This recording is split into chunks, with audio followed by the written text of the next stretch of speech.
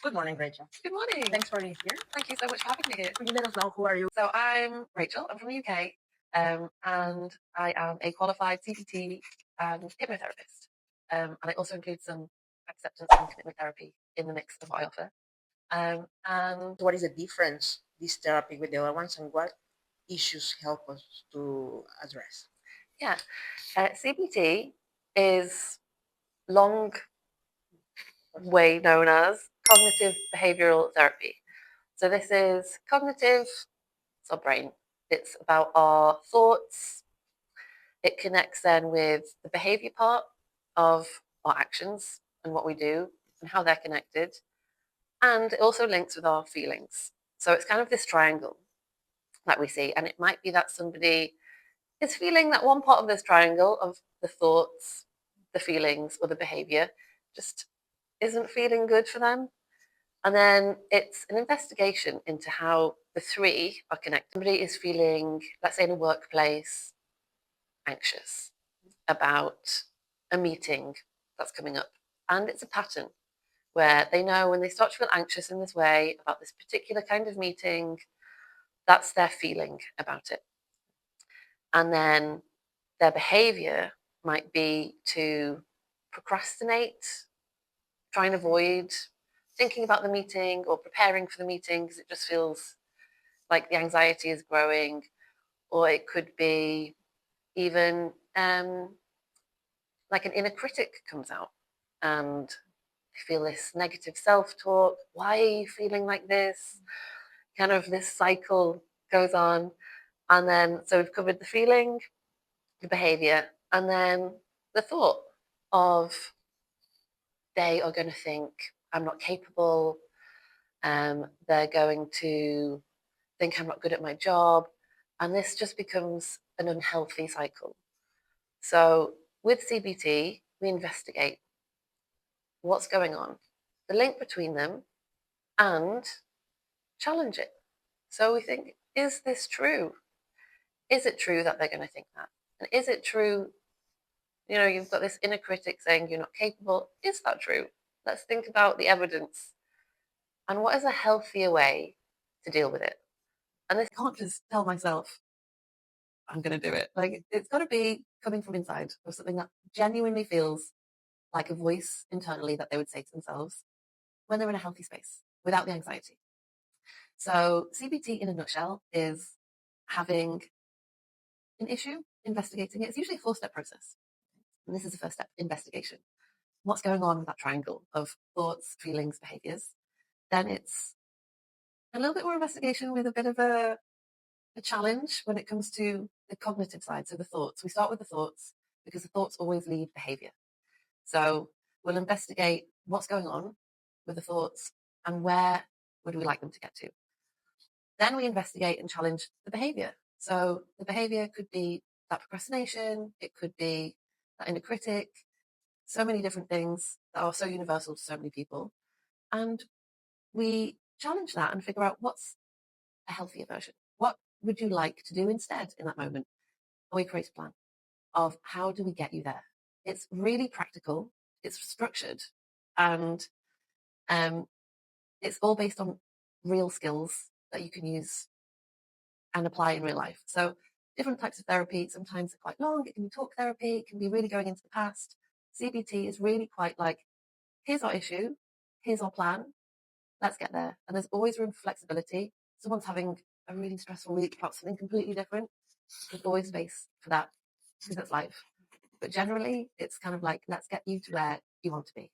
But usually in the first session, we also discuss what their goal is. And we discuss an idea of what treatment could look like. And that's collaborative. So I would then make some suggestions. This is what I think a plan could be. Does that sound good? Because the client knows themselves better than I will know them. And it's such a kind of like a collaborative process in which the client does a lot. So they might go and have homework to practice. And it's things that are hard, like changing your thoughts and behaviors, habits that have been there for ages. So it's really important that they feel it could work for them so that they feel motivated and they're part of the process. And that's generally what first session can include. And how will you say it helps people that have businesses or people in their professional growth? Yeah, I think when it comes to people who are working, professional growth, who have businesses, this kind of therapy can help with issues that a lot of people face, like stress. It can help with sleep issues, which is often connected to stress. It can help with anxiety, which is really common in a workplace because there's always challenges coming up. It can help with depression, feeling low. It can help with phobias. It can help with overthinking, procrastination, the inner critic, things that very often pop up in a workplace or when you've got your own business. And the end goal is usually that the person is gaining self awareness into what's not working for them and can take that into a healthier place, which usually looks like healthier emotional understanding and regulation for them. And when you're in that place and you feel like you've got control and understanding of yourself with self compassion, you can direct your energy where you want it to go. It's no longer this kind of like internal battle of, oh, I hate that I procrastinate, or oh, this voice is really telling me, this inner critic telling me I can't do things. It's energy going towards an internal battle. That by the end, that energy can then go back into what's important for that person, what their values are, where they want it to go. So I think it's really important for people to be able to kind of have that emotional freedom. One of the issues is sleeping. Rachel, people is not sleeping. People aren't sleeping. What do we do? We need to help these people sleep. Yeah, like for working moms, it's difficult because our window of work is in the night. Yeah. So it's not that we can decide not to. So what do we do? Yeah, I'd say number one tip is tiredness is not always going to lead to a good night's sleep. And we're all tired. If you're a working mum, by the end of the day, you're exhausted. You're going to fall asleep from exhaustion at some point, but it's not going to be a great quality sleep. It can lead to waking up in the night and not getting back to sleep. It can lead to waking up in the morning, even if you slept, still feeling tired and groggy. Or it can be that really frustrating feeling of not being able to fall asleep at all, even though you feel so tired. So I like to try and reframe that. Take tiredness out of the equation. That is not a good indicator for how well you're going to sleep. Put in relaxation. So I'd say the aim before going to bed is to relax yourself. Relax the nervous system, which I know you speak about the power of the nervous system. Get that into the rest and restore mode. Otherwise, you could be so tired, but you're lying in bed and your body is still in some kind of fight or flight. It's in a heightened mode and it will go to sleep. But again, it's not going to be the best quality sleep. So it's preparing the mind and the body to say, you can rest. You're safe. This is the relaxation time. Let's create some nice associations, whatever works for people. So when you're in bed lying there, your body knows it's rest and restoration mode on. And that will give a great quality sleep. So one of the methods is the 3-7-8, or could you explain it? Yeah, 4-7-8. So breathing is so useful. I know there's so much about breathing techniques, but yeah, sometimes we go to bed and we are breathing like we're running a marathon. I have caught myself. Yeah, me too. And the reason why breathing is so talked about and so useful is because it's one of the main ways that the body can quickly and effectively slow down and go into rest and restore mode. It basically tells the body when you're breathing slowly that you can slow down. So more air is going into your lungs, there's more oxygen when it's coming in slowly, and everything just relaxes. The shoulders go down when you take a deep breath. And what happens is everything can move a bit more freely. So if we imagine now we're really tense, okay, we're tense and we're not relaxed at all, and we're breathing kind of fast, things aren't flowing around the body that easily. So everything is tense, even the brain is tense, and the thoughts are a reflection of that, and they can become tense and stuck. So you can have this racing mind because the thoughts feel stuck. Like everything is, the shoulders are probably here and the jaws clenched. We nod from experience. And then when we relax, so we put our shoulders down, we unlock the jaw, we just loosen the tongue, we loosen the forehead and the face, and we just take this nice deep breath. So the 4-7-8 is we breathe in for 4, hold it for 7, and breathe out for 8. Would you like to try it with me? Yeah. Would you like to try it now? Okay, so we breathe in for 4, hold for 7, and we breathe out for 8.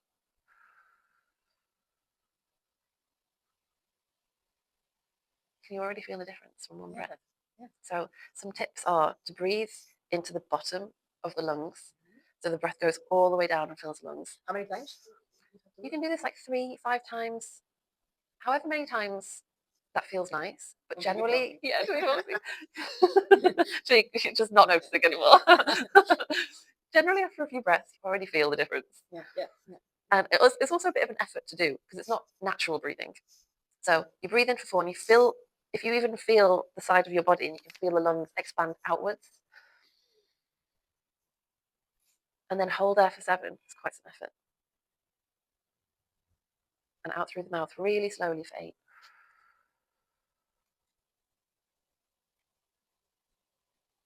And you can feel these muscles here at the side. All the muscles. Yeah, and it's really effective for being relaxing for the body. So it also allows, like we were mentioning before, when you're tense and the thoughts also kind of tense and trapped, everything loosens. So the oxygen's going around the body, the blood is flowing freely, the thoughts in your mind can flow freely, and the thoughts and the body are so connected. So when you're tense, breathing fast, your thoughts are fast. It is really hard to have a racing mind and fast thoughts when your body is slow. When you're breathing slowly, it's all connected. So your thoughts also slow down. Everything loosens, becomes more relaxed, and the body very, very quickly goes into that rest and restore mode. And we're talking seconds. Like it can take less than 1 minute for that to happen. So I know people are so busy, working mums, especially working until late. The last thing you really want to do sometimes when you are tired is do like 20 minutes of yoga. It can feel like a chore. It might be something that's really nice to do, but every night, sometimes it's just not possible. So what I really like about this is that it's fast and it can fit in with your life.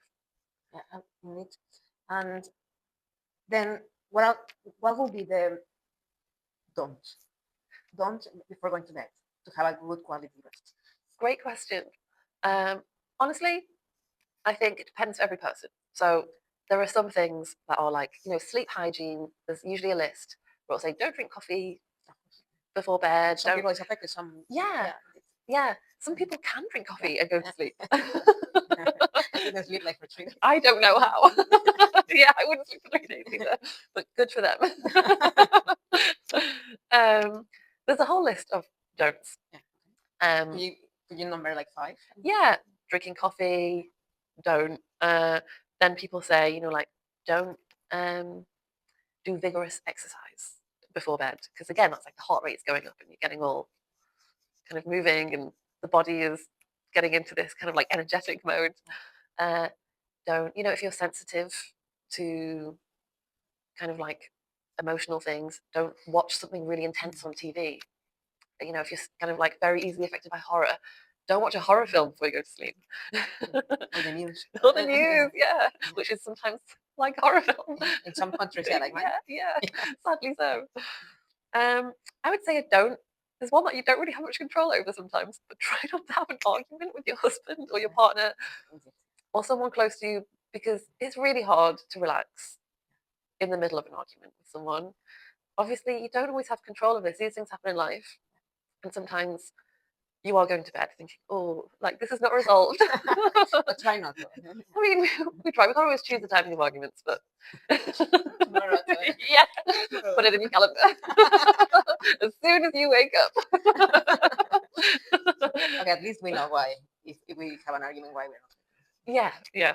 And some things are just part of life that happen. And I think try not to, like do things that are really energetically high, like listening to, like really energetic music maybe is not really going hand in hand with that rest and relaxation. Like the toddlers we have. Exactly. Like, don't play and don't bring the best toy, like before going to bed. Yeah, the same. No screen time. Mine doesn't. No stimulation. Yes, that's the word actually that I've been trying to find. Stimulation. Yeah. So maybe think about the nervous system as a toddler. Yeah, exactly. Doesn't need the new toys before bed. Yeah, to try and lower that stimulation. But I like to say it's really different for everyone. So someone's don't of the loud music or the coffee might be fine for someone else. So I'd say find your own list of don'ts. they're so different. And sleep hygiene is also about the lighting that you're in. And some people really require like a longer wind down routine. And I think a key thing to focus on, which kind of simplifies this, is associations. So there's a lot of kind of like, you should do this and you shouldn't do that. And people can end up with this really long list that they don't even like of a bedtime routine that feels like some kind of chore. Oh, I don't want to do this. Yeah, yeah. And it's not nice for them. Like they're actually actively not looking forward to bedtime.